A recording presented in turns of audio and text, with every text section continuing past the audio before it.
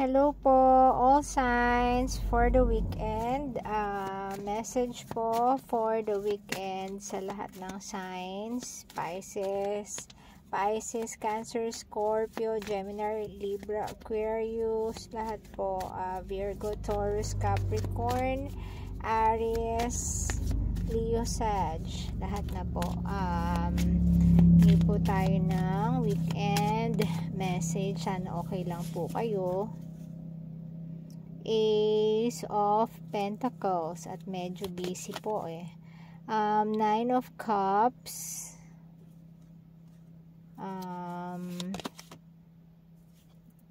Three of Cups. Oy, celebration. Nine of Cups. Wow, ang ganda. Ace of Pentacles, pwedeng new, pwedeng prosperity, kung ano man yan, pwede ring start na something na maganda. And then ito, Nine of Cups, yung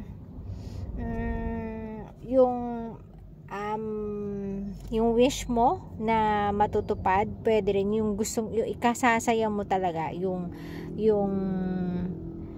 magiging fulfilled ka. And then Three of Cups, mukhang celebration ito. And clarify muna natin, all signs po ito, hindi lahat magre-resonate, and if mag-resonate, pwedeng paki-like na lang po, pwede ring paki-comment. And salamat po sa mga bagong subscribers, maraming salamat po, nakakataba talaga ng puso kahit na nagre-read tayo. Kahit medyo busy at sinisingit ko yung pagre-read, pakasaya ko po kapag may nagsusubscribe, nag-like, and nag-comment. Maraming salamat po.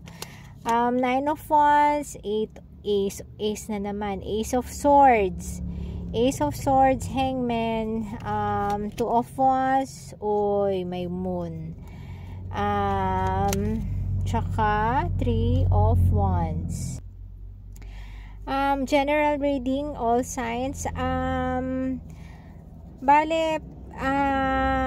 Feeling ko itong reading na to, yung may makukuha kang, may ma-acquire kang something new, pwedeng possession, pwedeng luck, meron kang gustong-gusto na hindi mo nagagawa before, and meron parang nililihim sa'yo. Pwedeng properties ito. Pwede rin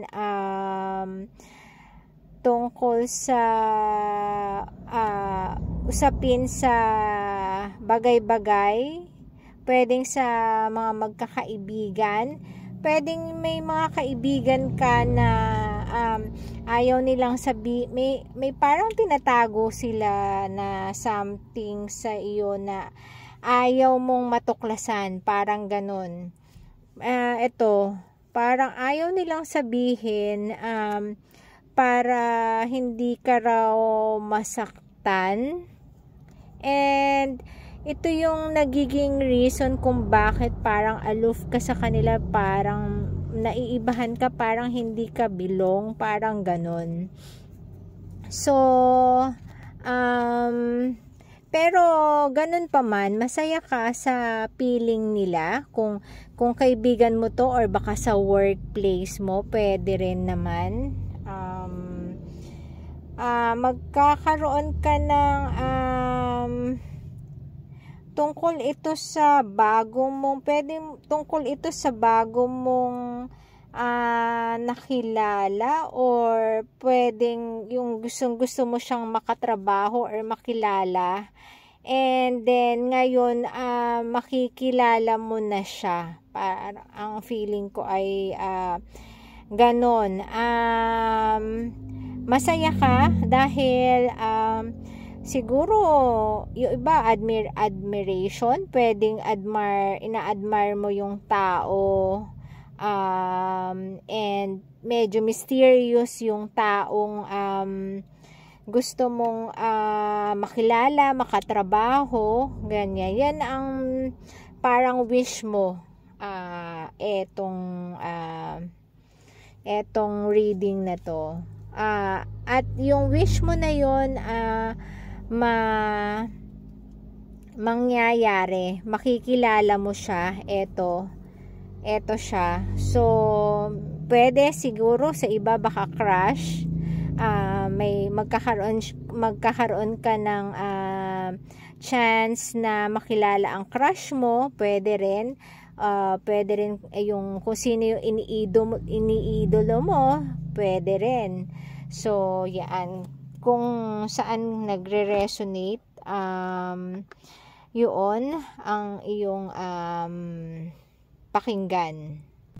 So eto, hingi tayo ng additional messages para sa reading na to, general reading, pero yung energy dito merong Pisces. Pisces ang nandito. So pwede ring yung iba water sign din, pero maaaring parang may makikilala ka talaga, may makikilala kang gusto mong makilala, ganyan. So, masaya to. Diba? What do I resist feeling right now? So, bakit? Siguro may chance pero nagdadalawang isip ka. Bakit? We have to feel it to heal it. In order to let go of pain, we first have to honor its existence. Emotions are like waves. Some are soft, some are fierce, some are layered, and some will sweep you off your feet. When we allow ourselves to feel it all, we can then release what no longer serves us. Okay. So today's soul action, allow yourself to feel this wave, let it move through you, no matter how long it lasts, then release it back into the ocean. Feel it, heal it, enjoy the sweet freedom within your soul. Ayan. Parang sinasabi niya na i-feel mo lang yung magiging process neto. Siguro medyo feeling ko para kang medyo kinakabahan. Kaya parang yun yung sa something na nag-hold back sa'yo, na gusto mo pero parang ayaw mo ituloy yun. Kaya ka feeling stuck. Ayan.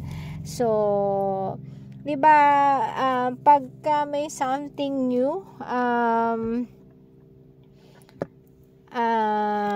i-take mo na lang daw na hayaan mo lang siya. Hayaan mo lang mag-flow yung mga bagay.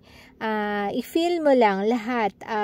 Yung kaba mo, i-feel mo yan. Kasi, ibig sabihin yan yung may kasama excitement and eagerness na makilala mo yung tao. So,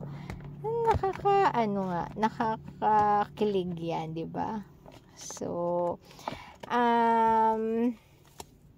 walang sinabi sa age. So feeling stuck, tingin ko nga sa ating mga medyo may mga kaedaran siguro ito. So good luck sa atin. Sana nga kung sa mga gustong magkaroon ng magka-try ulit na relationship, mukhang possible ito.